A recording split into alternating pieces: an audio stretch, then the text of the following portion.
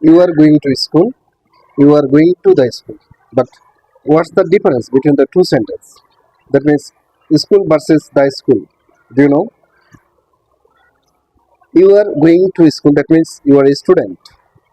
You are going to school for the purpose of study. And you are going to the school. That means you may be student or someone else. That means you are not going for the purpose of studying. You are going. You are going for the specific purpose like meeting or event or visiting, etc. আসলে you are going to school মানে হচ্ছে মানে আপনি একজন ছাত্র, অর্থাৎ আপনি সাধারণভাবে পড়াশোনা করার জন্য যাচ্ছেন। হ্যাঁ, ছাত্র তো আছে স্কুলে।